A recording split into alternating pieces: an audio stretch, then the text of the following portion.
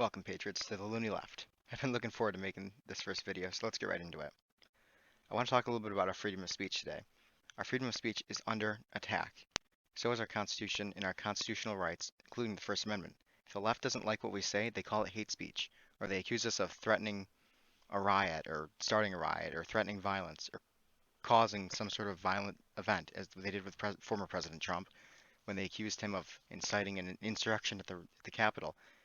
The truth is, he didn't do anything that incited that. He even said, go peacefully. And as a result, he was removed from Twitter for simply saying what he believed to be true.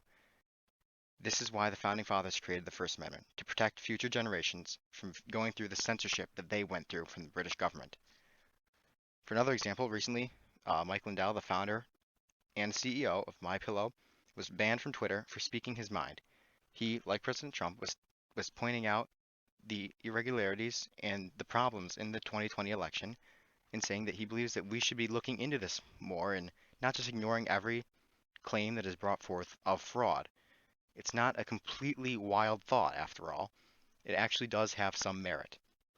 What we are seeing today in American politics is McCarthyism all over again. The First Amendment is being completely ignored because the party in power doesn't like what's being told. It contradicts their power, or it makes them look bad, and so they shut it down.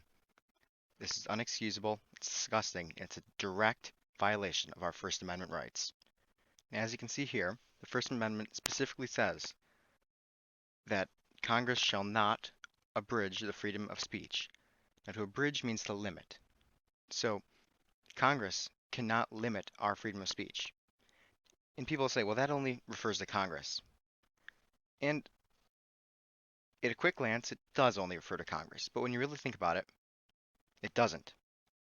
Congress's job is to protect our speech, and by neglecting to protect our speech, they are limiting it.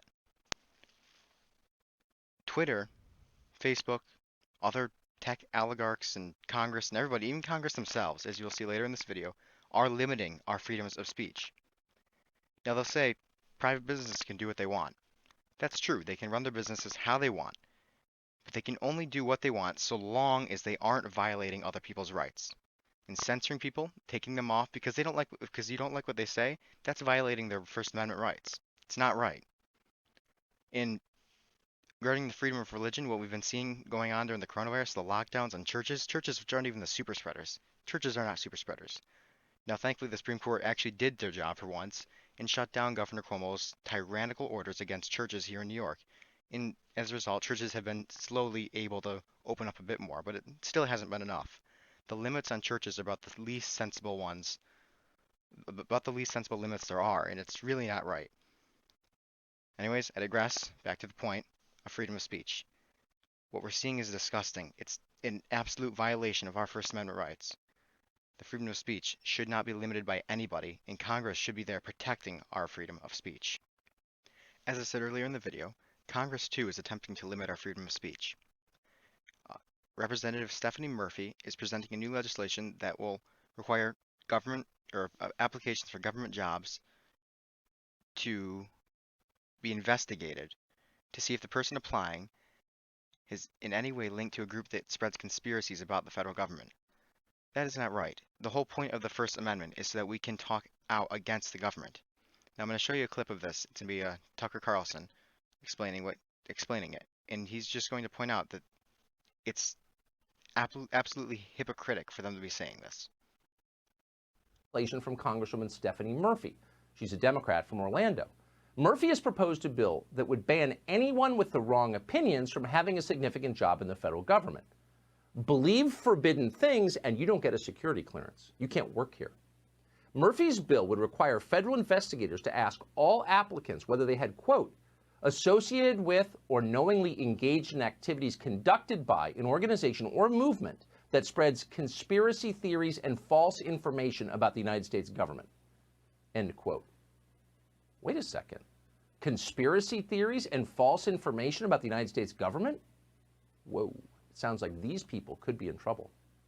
You can see evidence in plain sight on the issue of collusion. So there's clear evidence on the issue of collusion, and this adds to that body of evidence. And there is significant evidence of collusion. There is ample evidence, and indeed there is of collusion of people in the Trump campaign with the Russians. I think there's plenty of evidence of collusion or conspiracy. Now, thankfully, there are still some remaining good Democrats out there. Not all of them are far left extremists like Kamala Harris and Joe Biden and Chuck Schumer and Nancy Pelosi and Governor Cuomo here in New York. One of them, who represents what the party truly does stand for, is Tulsi Gabbard, the Democrat from Hawaii. She was a former representative and even ran for president in this past election, the 2020 Democratic primaries.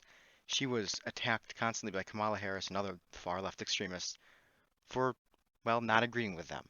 Her speech is threatened, and now she's even come out to say that the danger presented by these big tech oligarchs who are limiting our freedom of speech is it's extremely dangerous, and it's an absolute violation of our First Amendment rights.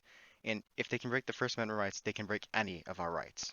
So Tulsi Gabbard told Fox News the mob who stormed the Capitol on January 6th to try to stop Congress from carrying out its constitutional responsibilities were behaving like domestic enemies of our country.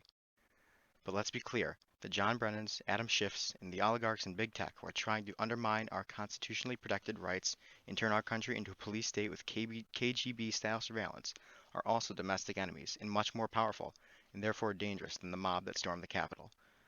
Now that's what Tulsi Gabbard said to Fox News, and the article where I got this from will be linked in the description.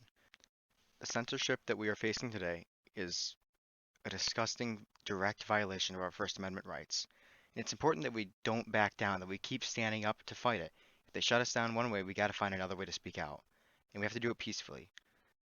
We have to fight to keep our First Amendment rights and all of our rights, the Bill of Rights. It's so important that we do. We need to keep speaking out, and we need to keep fighting for our country. We cannot let our rights go to waste. God bless you. God bless America, and I'll see you in the next one.